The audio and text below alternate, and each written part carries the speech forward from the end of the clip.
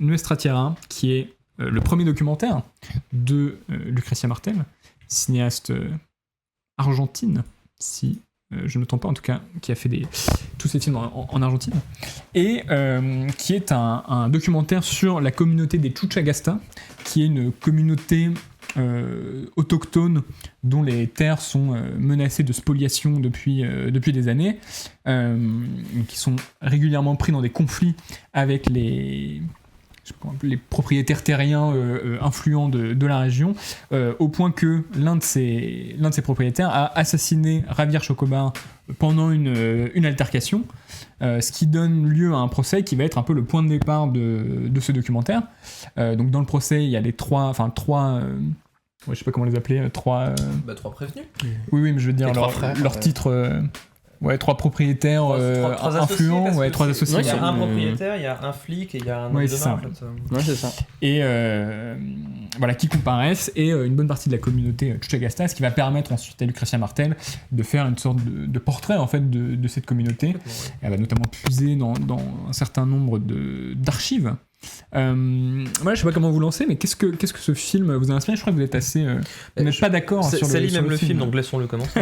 Alors comme ça Thomas va pouvoir te c'est ça, et là, lui c'est ça, il se prépare là, tu vois, il sent déjà les mains sont prêtes à dégainer et tout. Non, mais avant je peux avoir des problèmes avec la communauté décoloniale de France. Avec la communauté Chuchagasta. Attention, toute la communauté décoloniale te regarde, Thomas, attention, tu es surveillé. Je suis un allié. Non mais alors anecdote complètement qui n'a rien à voir un peu avec le film, c'est que avant d'avoir l'invitation pour venir ici, c'est que j'ai vu une vidéo d'un youtubeur parce que j'adore le foot, qui s'appelle Max de Foot, et qui a fait une vidéo sur la Coupe du Monde 1978, qui est une Coupe du Monde qui s'est déroulée en Argentine. Et durant sa vidéo, il explique tout l'historique colonial, les questions coloniales de l'Argentine, et notamment même la question des nazis qui sont venus en Argentine. Donc déjà, j'étais un peu préparé à ça avant d'aller voir le film, surtout que c'est le tout premier Martel que je vois. Et donc ça a été pour lui une très bonne découverte, parce que j'ai trouvé le film... Déjà, je pense que le film m'a accueilli d'un point de vue thématique, vraiment de manière très très personnelle.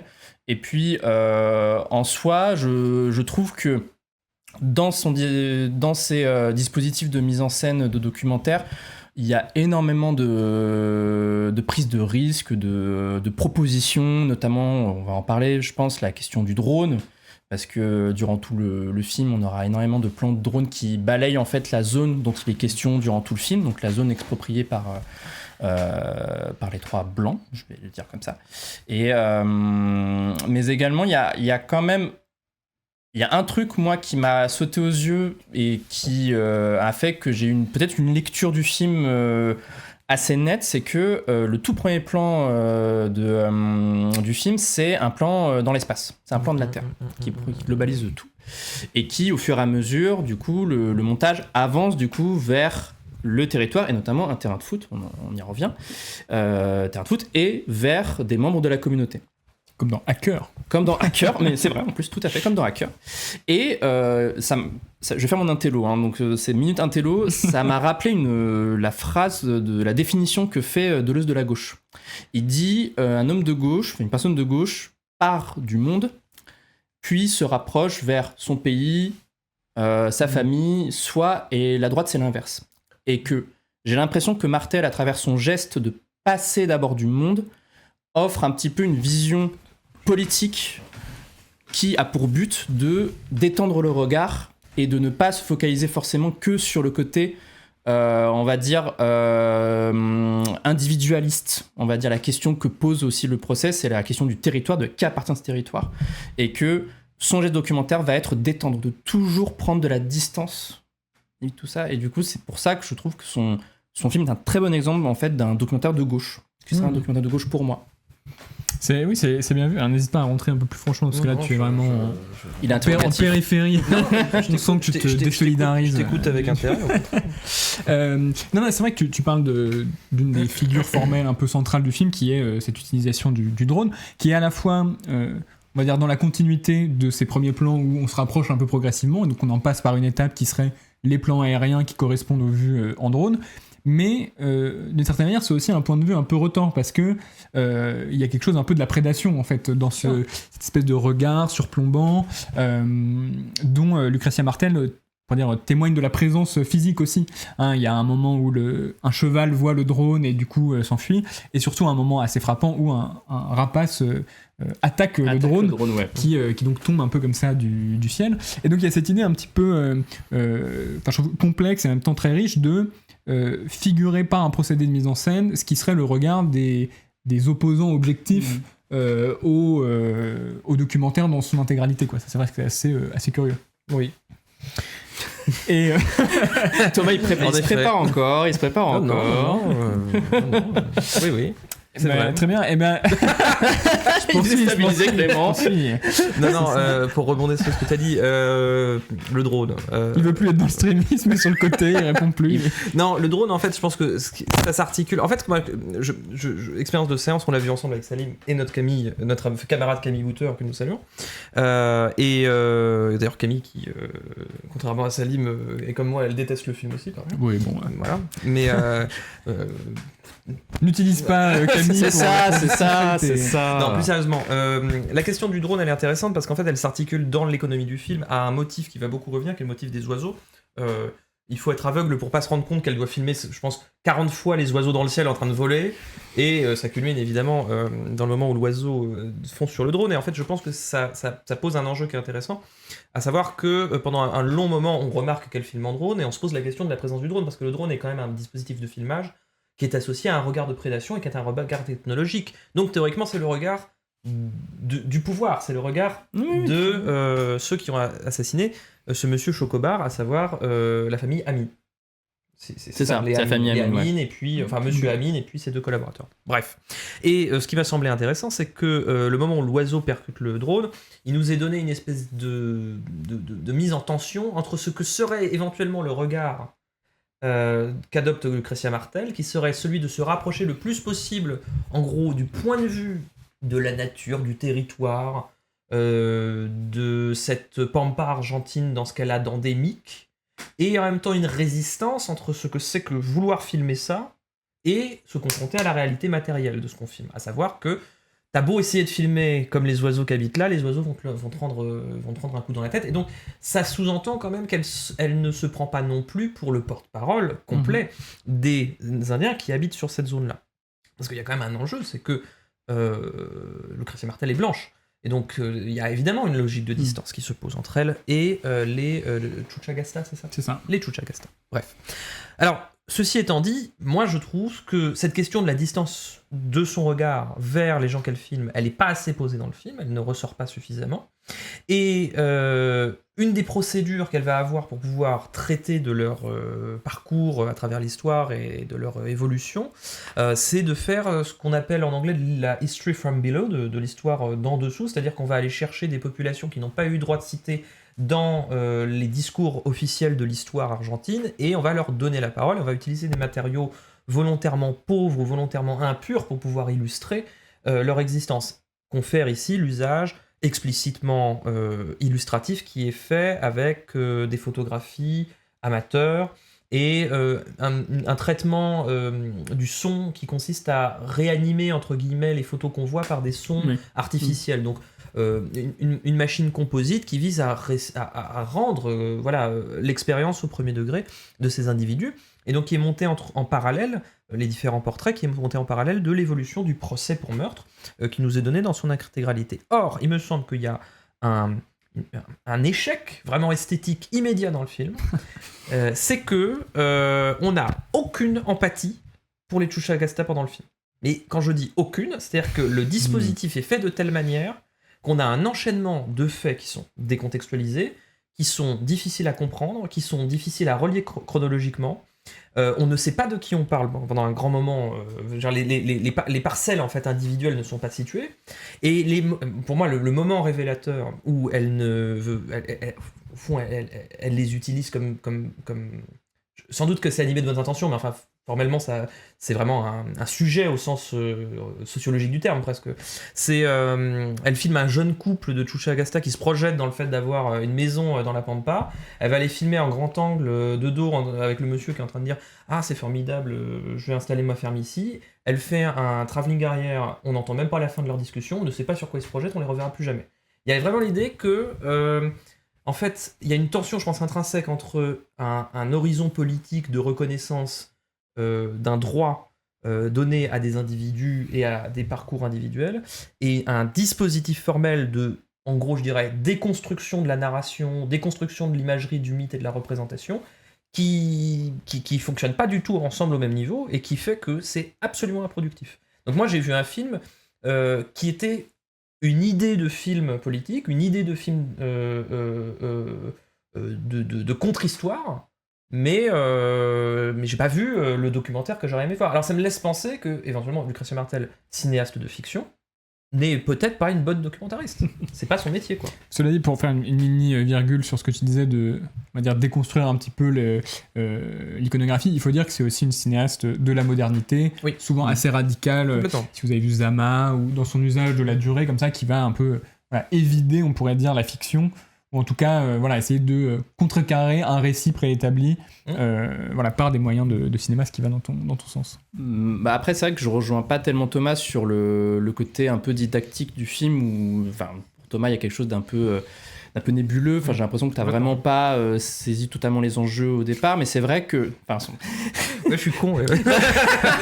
Non, mais les enjeux t'ont paru opaques. Paru opaques, plutôt, exactement. Mais je trouve qu'au contraire, il y a un côté... en fait, ce qui sert le film, c'est en fait la séquence du procès. C'est-à-dire que tu as un didactisme... narratif mais aussi visuel, d'un point de vue même d'organisation, même de dispositif, même de la salle de l'audience. C'est-à-dire que tu as d'un côté donc les accusés, les blancs, qui sont, on va dire, assez à l'aise dans cet environnement-là, bureaucratique, étatique, de la salle de jugement, tandis que les autochtones, eux, sont dans le public, en fait, vraiment dans une position de spectateur. Ils sont même pas acteurs, ou quand ils sont acteurs, ils sont en fait mis à mal, que ce soit par les représentatifs de la justice ou par les Amines, et que du coup, à travers cela, tu as très vite dans ta tête une forme de direction, un petit peu de récit. D'autant plus que c'est servi par une vidéo qui, en fait, de l'assassinat du chef, qui est filmé en POV du tueur, je sais plus. Du tueur, exactement. Et qu'en fait, t'as vraiment ce truc de distinction de les blancs à l'intérieur même de cet institut étatique sont dans une forme de réappropriation de la mise en scène. C'est eux qui gèrent cette mise en scène-là, et que même lorsqu'ils sont obligés de faire la mise en scène du meurtre, donc ils reviennent sur les terres, c'est en fait eux qui dirigent même certains autochtones, et ils les positionnent dans l'espace. Tandis que l'utilisation de la photographie des personnes les Chuchagasta, sont là aussi pour faire contre-récit. Sont là pour offrir justement un espace dont ils ne bénéficient pas. Moi je dis juste qu'elle n'arrive pas à le faire en fait, son contre-récit. Non, c'est ça que parce qu'en fait, je suis d'accord avec toi. Je pense que ce qu'il y a de mieux dans le film, c'est le procès. Tout à fait, ouais. C'est les dispositifs de reenactment du procès qui sont pour le coup relativement, ils sont absolument passionnants, parce que je pense que c'est passionnant par essence en fait de voir des reenactments. Je pense que cette question du point de vue, en fait, elle est très forte quand elle restitue le point de vue des salauds. Et il y a des moments où elle filme Amine, la famille Amine et ses collaborateurs comme des espèces de méchants patibulaires, mais on dirait des méchants de comédie italienne. Il y a un côté film de genre un peu assumé. Ouais. Alors justement, c'est bien que tu dises film de genre, parce qu'à mon avis, elle pense contre ça en fait. C'est-à-dire que son talent propre. Moi, je connais pas très bien les films de Lucretia Martel, mais là, je dis aussi ce que m'a dit Camille Boutor, qui est vraiment, elle a fait son mémoire dessus, elle connaît super bien Martel, et elle avait cet avis-là, qui est que, en fait, c'est une cinéaste qui est très très très forte dans la mise en scène du mythologique à même le corps. Okay, et effectivement, elle est très forte pour montrer que les salauds sont des vrais salauds à même leur corps. Et il y a même des moments qui m'ont semblé les plus forts où elle filme le visage des Chuchagasta, de manière d'ailleurs un petit peu ouais, non, mais surtout pas individualisée, quoi, tu vois, comme des masses qui sont en surplomb de la reconstitution dans leur kawaii pris de dos au début du film ou pendant le procès, filmés de très très près avec des visages qui sont tellement durs qu'ils ressemblent un peu à des masques, quoi. Enfin, quelque chose d'une opacité qui leur retire leur individualité. Ils parlent très très peu, ils sont très mutiques pendant tout le procès. Et ils retirent leur individualité, mais leur donnent une puissance mythologique qui d'ailleurs n'est pas du côté d'une caractérisation positive, mais au contraire, ils ont quelque chose d'inquiétant, d'agressif. Et au fond, dans la vidéo initiale de meurtre, une partie de la défense de Amin, c'est de dire qu'il y avait une tension partagée, en fait. Bon. Après, évidemment, c'est un discours sophistique qui a vocation à défendre l'assassin, mais par moment, la mise en scène de Lucretia Martel, elle va vers une forme de mythologie où les êtres humains ne sont pas que des humains, quoi, sont des puissances graphiques, plastiques, qui incarnent quelque chose de plus profond. Et là, à mon avis, ça fonctionne, tu vois. Mais du coup, les passages où elle donne la parole au Chuchagasta fonctionnent pas bien, parce qu'au fond, c'est pas son truc. D'une certaine manière, j'ai l'impression que c'est pas son truc d'écouter des gens parler, quoi, et de faire parler des gens. Elle est très forte en filmer des gens qui parlent pas, quoi. Tu vois ce que je veux dire ? Bah pour rebondir avec ce que disait le chat, cette idée que on n'adopte jamais le point de vue, enfin leur point de vue à eux. À la fois c'est une vérité et en même temps on peut pas dire que ce soit pas problématisé par le film précisément avec cette idée du drone et de laisser les moments où la caméra fait intrusion sur les terres, quoi.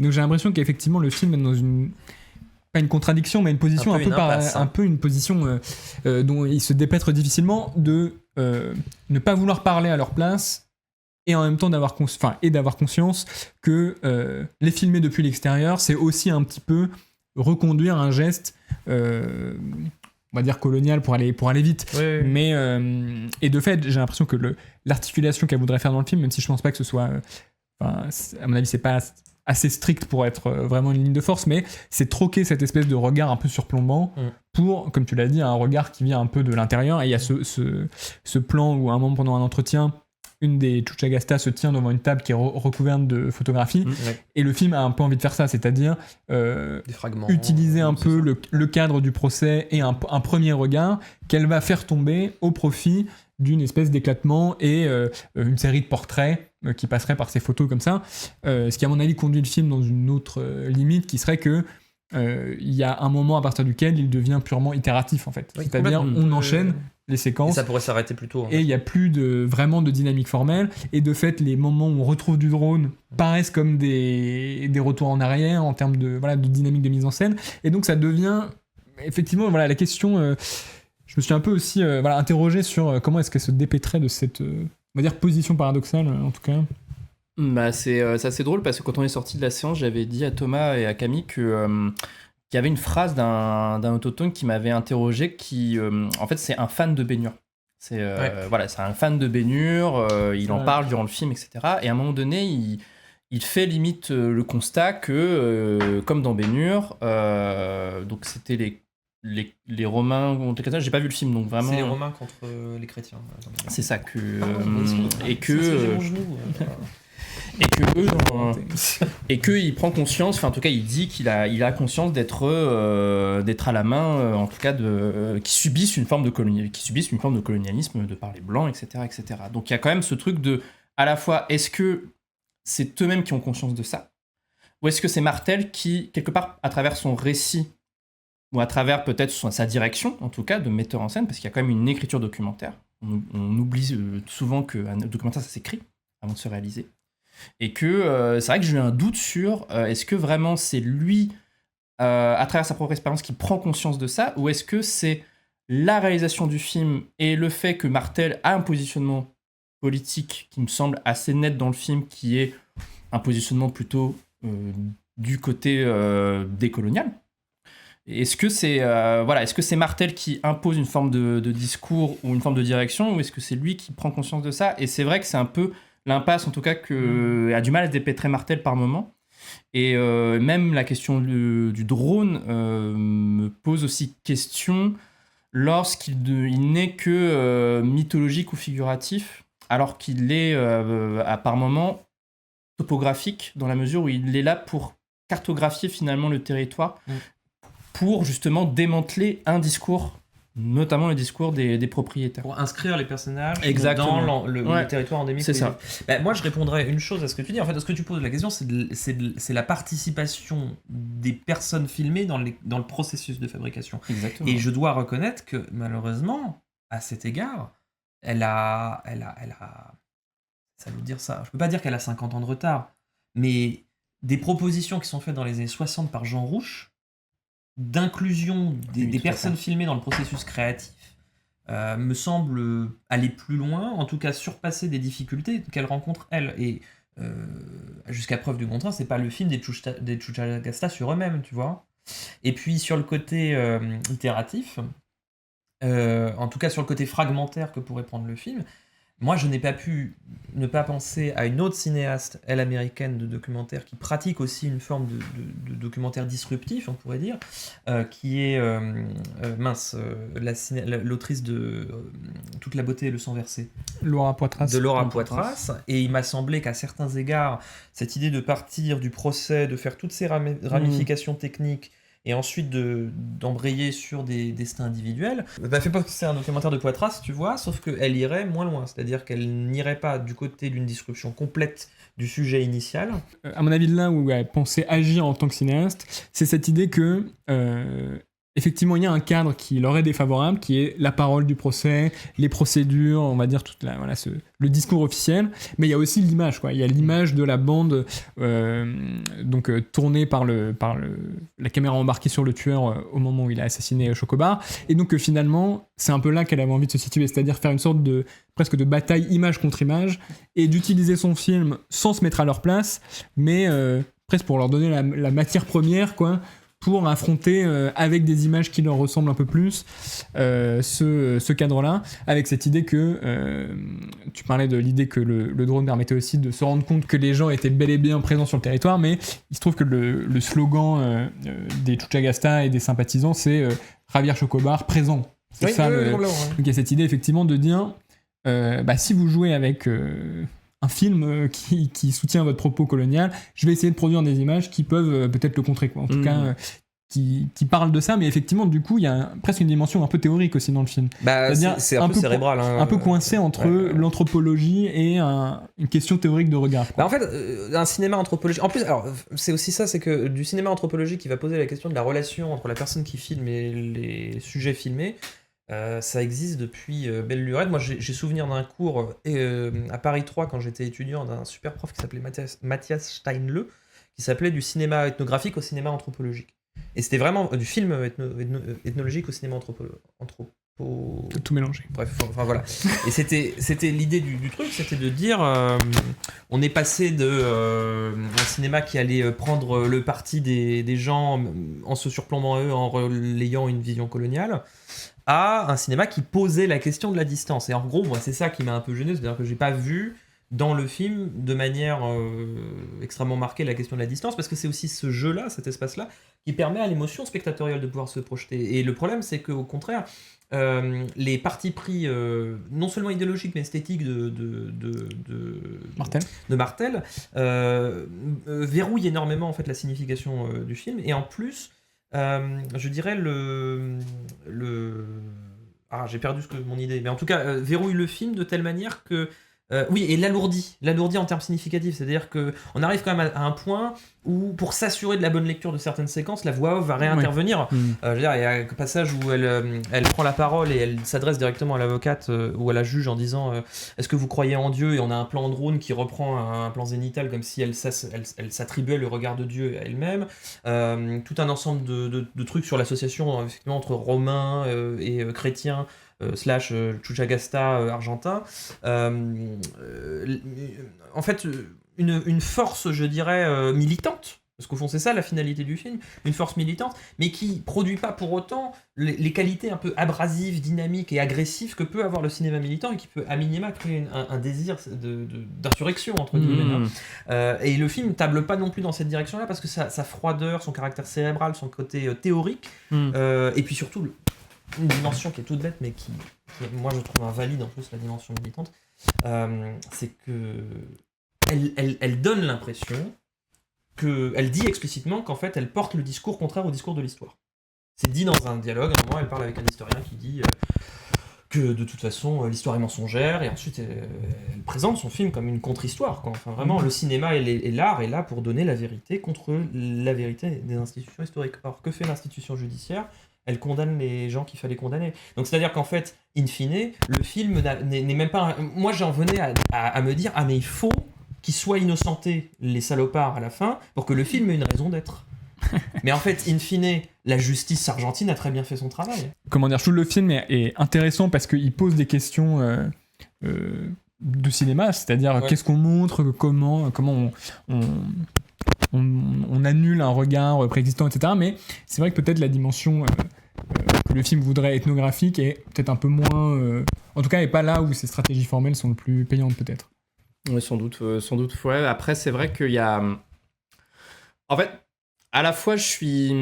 Parce que j'aime beaucoup le film pour comme je vous le disais tout à l'heure, j'aime beaucoup le film, mais c'est vrai qu'il y a un côté que les meilleures scènes du film restent quand même les scènes du procès, et que c'est vrai que toutes les autres tentatives de nouveau traiter un autre discours, de proposer un nouveau discours, n'est pas toujours convaincant, n'est pas toujours réussi. C'est là où je rejoins un peu Thomas, qui a quand même il y a un aveu d'échec, je pense, pas toujours formellement, mais en tout cas, il y a quand même une forme qui n'est pas toujours trouvée, ou en tout cas qui ne parvient pas totalement à offrir toutes les perspectives qu'il faut sur cette communauté autochtone. Mais ça aurait pu être un super film de procès. C'est ça qui est un peu frustrant aussi de mon point de vue. Et en même temps, c'est vrai qu'il y a quand même un aveu d'échec, effectivement, par la résolution du procès, qui condamne effectivement la famille Amin. Et en même temps, c'est assez historique parce que, semble-t-il, je crois que c'est la première fois que ça arrive dans l'histoire de l'Argentine. Un procès est reconnu comme étant un meurtre raciste, je pense que c'était ça la condamnation, je ne sais plus exactement, mais en tout cas... C'est meurtre aggravé. En tout cas, il y a une valeur historique, en tout cas, de ce film qu'on peut pas contester, nous, de notre point de vue. Tu vois. En fait, c'est là où, effectivement, j'en reviens à des reproches qui sont liés à des stratégies modernistes, mais pas très bien...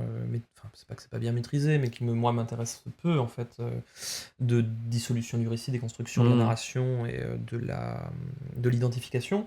Parce que, par exemple, le fait est qu'on capte pas vraiment, je crois, quand on voit dans le film, que le procès est le fruit de 9 ans, en fait, de manifestations. C'est pas, on a l'impression qu'il y a des manifs, et que la procédure a reprise. Et on sait pas très bien comment elle a reprise. Et en fait, là, tu vois, je lis sur l'autre ordi le résumé Google, et il signale que c'est 9 ans de manifestation. Donc il y a un mouvement populaire qui est inscrit, on le voit un peu, on a des photos, des trucs comme ça, mais il y a quelque chose de l'ordre d'une clarification didactique qui, je dirais, intervient sur certains pans du film, sur l'orientation idéologique de Martel elle-même, mais n'intervient pas sur sur une manière de faciliter notre identification au sujet filmé. Donc un documentaire d'une facture plus classique, in fine, m'aurait paru plus pertinent. Et quelqu'un dans le chat YouTube me disait qu'effectivement, il y a un moment où l'avocate de la défense dit ah, mais on n'a pas été prévenu que le procès a été filmé, qui semble un peu inconfortable par rapport à ça. Et c'est vrai qu'il y avait peut-être un film de procès, mais un vrai film de procès assez passionnant à faire, qui montrerait de l'intérieur comment est-ce que la mécanique judiciaire tend à perpétuer un ordre établi, quoi. Ça aurait pu être assez intéressant d'avoir cette espèce de... Vous avez une image du moment où vous avez tué, mais moi je vais vous filmer maintenant en train de légitimer ce crime, en tout cas essayer de le faire. Les passages, je trouve, où on voit notamment la défense, l'avocat, et on voit Monsieur Cheveux Blancs, là, l'ex-flic Ripou, prendre la parole, sont vraiment, pour le coup, très puissants, parce qu'on voit la machine de destruction massive de la parole institutionnelle. Enfin, c'est pas vraiment la parole institutionnelle, parce qu'ils sont quand même en position d'accusé, mais d'une parole dominante. On traque vraiment les indices du moment où ça dérape, en fait. Et ça dérape plusieurs fois. C'est hyper intéressant, je trouve. Là, on a une posture qui est productive en termes de spectateurs. C'est aussi ça que je regrette dans le film, c'est qu'on est... Là, je vois que Molloy nous dit qu'il a dormi pendant 20 minutes. C'est pas surprenant, parce qu'en fait, on n'est pas dans une posture qui est extrêmement productive intellectuellement comme spectateur. On suit des parcours individuels sans empathie particulière. Moi, j'ai dit que, quand je suis sorti de la séance, que c'était un peu un docu d'Arte++, tu vois. Ce qui est un peu méchant. Non, plus retors quand même. Plus arty. Les docus arty d'Arte. mais un peu vénère, tu vois. Mais au fond, c'est un documentaire à ce sujet. C'est-à-dire, Oui. et c'est pas une exploration d'un milieu, d'une communauté. Par exemple, bon, c'est fait exprès, mais l'idée qu'on comprenne que les Chuchagasta, là, en fait, sont une communauté autogérée qui s'est constituée tardivement sur le fond de la reconnaissance d'une ancienne communauté dont on ne sait pas si elle a disparu ou si elle est encore présente, qui est l'enjeu principal des 30 dernières minutes parce que ça joue dans le procès, ça aurait été absolument passionnant. C'est-à-dire, qu'est-ce que c'est que des gens qui décident de refonder un attachement à la Terre. Mais pareil, c'est pas évoqué. Au fond, peut-être, parce que le film chasse beaucoup de lièvres à la fois et n'arrive pas à trouver la forme adéquate pour embrasser la totalité de ses récits. Et c'est là où je reviens avec la comparaison avec Poitras, qui est une très grande documentariste, parce qu'elle arrive, typiquement, si le chat n'a pas vu, allez voir All the Beauty and the Bloodshed, elle arrive à traiter 4, 5, 6 sujets différents, avec une maîtrise extraordinaire du montage et de la narration documentaire, et sur une durée qui est à peu près équivalente. C'est un film qui doit durer 1h50, 2h. Donc là, voilà, pour moi, au fond, c'est pas un très bon documentaire. Est-ce que c'est quelque chose à ajouter ? Non, en fait, je viens de penser que, oui, je pensais au début du film quand il y avait le match de foot, quand on arrive sur la zone. Ouais. Et c'est vrai que, quelque part, ça aurait pu être dans ce... Tu veux dire, ouais. En fait, ça aurait pu être... Je vais aller loin, mais métaphoriquement, un affrontement d'un match de foot. Ouais. C'est-à-dire de qui prend la zone, de qui et qui marque dans quelle zone. Ouais. Et en fait, c'est ça qu'elle aurait pu, sans doute... perpétue en tout cas comme idée, mais ce qu'elle essaye quand même un petit peu, je trouve quand même, parce que le procès le permet.